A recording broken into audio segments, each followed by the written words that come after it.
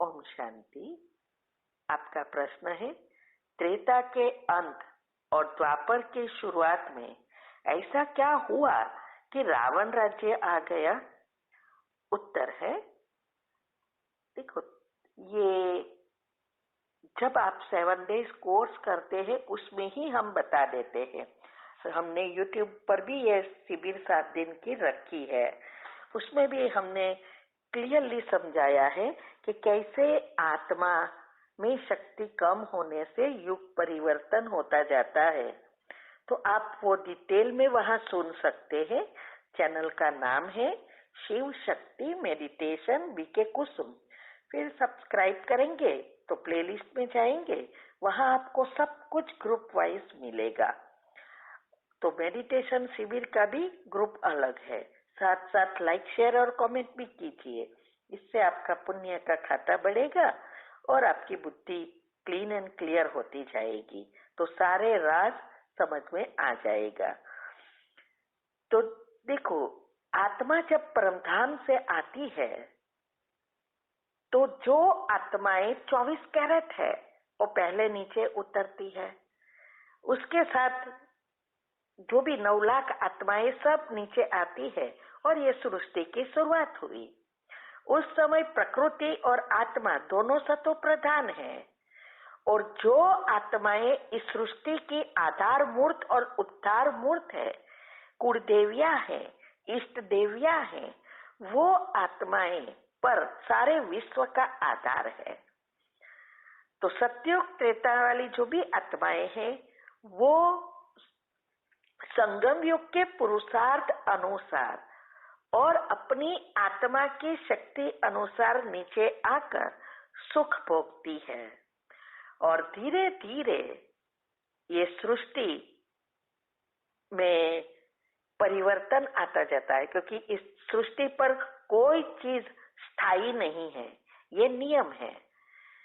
तो आत्मा की असर प्रकृति पर पड़ती है और प्रकृति की असर आत्मा पर पड़ती है, और धीरे धीरे धीरे धीरे कलाएं कम होती है। जब आत्मा और प्रकृति दोनों की कला कम होने से आधी 50% बैटरी हो जाती है, तो फिर हमारी कर्मेंद्रिया जो प्रकृति के 5 तत्वों से बनी है वो हमारे ऊपर हावी होना शुरू हो जाती है, और इससे धीरे धीरे हमारी गिरावट होती है, हम शरीर के भान में आते हैं। और इससे ये द्वापर युग से कर्म का नियम बदल भी जाता है, कर्म लागू होता है। सतयुग त्रेता में कर्म अकर्म है, लेकिन द्वापर से कर्म की गति शुरू होती है। फिर भी द्वापर इतना खराब नहीं है, क्योंकि आत्मा और प्रकृति दोनों समान की तरह नीचे उतरती जाती है। और फिर जब वो कलयुग में, वो भी अभी अभी हमने पॉपुलेशन का चार्ट देखा था, तो 1900 की सदी में भी सिर्फ 169 करोड़ ही आत्मा थी। अभी सोचो कितनी सारी आत्माएं अभी ही आई है, और जितनी आत्माएं नीचे आती जाती है उस अनुसार ये सृष्टि पर परिवर्तन भी जल्दी जल्दी आता है। तो ये एक नियम है, और ये प्रकृति और आत्मा दोनों साथ है तो जीवन है और दुनिया चलती है। इसीलिए दोनों एक दूसरे से जुड़े हैं और एक दूसरे की असर होती है, और यही चीज हमारी नाड़ियों से जुड़ी है। दुनिया में 3 ही ऐसी शक्ति है जो इस दुनिया को चलाती है और टिकाई रखी है, वो है आत्मा, परमात्मा और प्रकृति। और वही 3 एनर्जी है, इलेक्ट्रॉन, प्रोटॉन और न्यूट्रॉन, और यही एटम इनसे बना है, और सारा विश्व एटम से बना है। इसीलिए दुनिया भी 3 करंट से ही चलती है, नेगेटिव, पॉजिटिव और न्यूट्रल। ये 3 एनर्जी करंट है। तो ये सब बहुत बहुत गुह्य बातें हैं, वो समझने के लिए यूट्यूब पर हमने सब कुछ रखा है। साइंस अनुसार कुंडलिनी चक्र, वैदिक साइंस, शास्त्रों, ज्ञान, भक्ति, सब कुछ बाबा के ज्ञान से जुड़ा है। तो आप वो सुनेंगे तो आपको ये बातें समझ में आएगी। तो कोई उसको कुछ हुआ भी नहीं है, ना कोई रावण राज्य बनाता है। वो ऑटोमेटिक हमारी आत्मा की शक्ति और ये 3 एनर्जी एटम से सब कुछ परिवर्तन होता जाता है। अगर कोई भी चीज हो आप यूज ना भी करो तो भी पुरानी हो जाती है ना। आप घर बनाओ, वहां रहो भी नहीं तो भी 100 साल के बाद वो जर्जरीभूत हो ही जाता है। ऐसी हर चीज इस सृष्टि पर कायमी रहती ही नहीं है। सृष्टि परिवर्तनशील है। ठीक है, तो इस बातों को आप YouTube पर और समझ सकते हैं।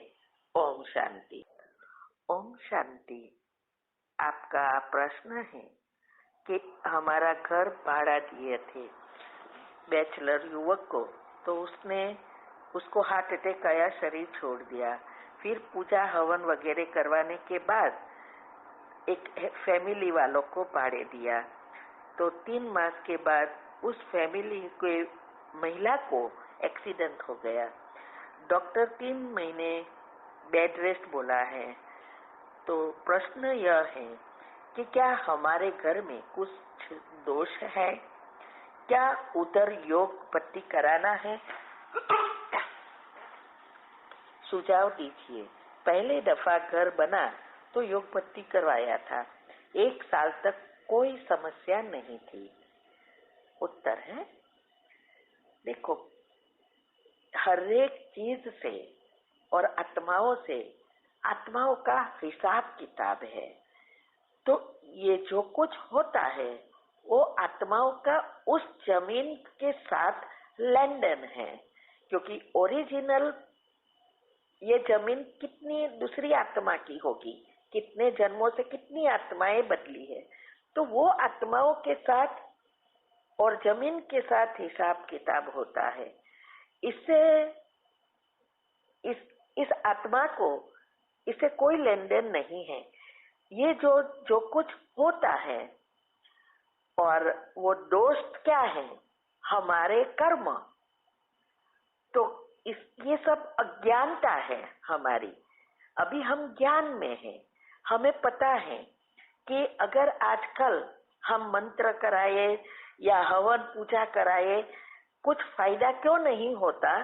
क्योंकि जो पूजा करवाने वाले हैं और कराने वाले हैं, दोनों की मन तो शांत नहीं है। मन में तो कितने संकल्प चलते हैं, तो वो नेगेटिविटी और बढ़ती है, क्लियर नहीं होती। नहीं तो आपने जब पूजा हवन करवाया तो वो चला जाना चाहिए, है ना? फिर भी हुआ, इसका मतलब उससे कोई फायदा नहीं है। हाँ, योग से क्या होता है? योग से हम बाबा के बच्चे कनेक्ट करके पॉजिटिव वाइब्रेशंस फैलाते हैं और अच्छा योग करते हैं, तो उससे नेगेटिविटी दूर होती है, तो फायदा होता है, ये जरूर है। लेकिन आप अगर चाहते हैं कि इस सभी चीजों से आप मुक्त हो, तो आप ही उसको वाइब्रेशंस दो ना।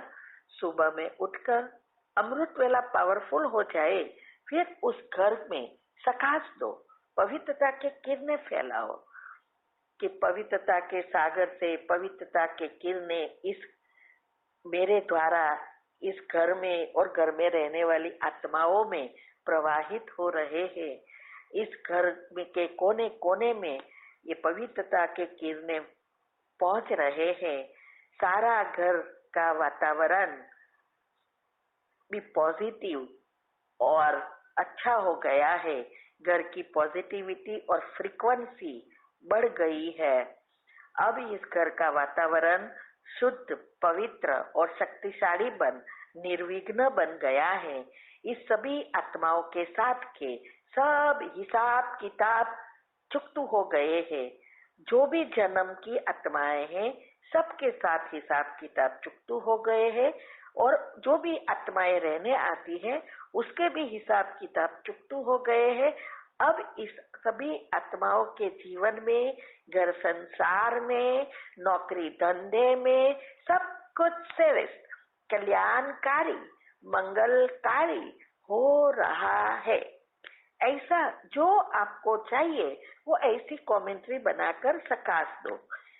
हो सके तो एक सेंटेंस 3 बार रिपीट करो और फील करो कि एनर्जी जा रही है, क्लियर विजुअलाइज करो। बाकी आप अगर ये बात हर एक को कहेंगे ना तो आपका घर कोई भाड़े नहीं रखेगा। आपको तो यही कहना है कि ये तो हिसाब किताब है, इस घर के तो बहुत फायदे हैं, ऐसा। ठीक है? ओम शांति।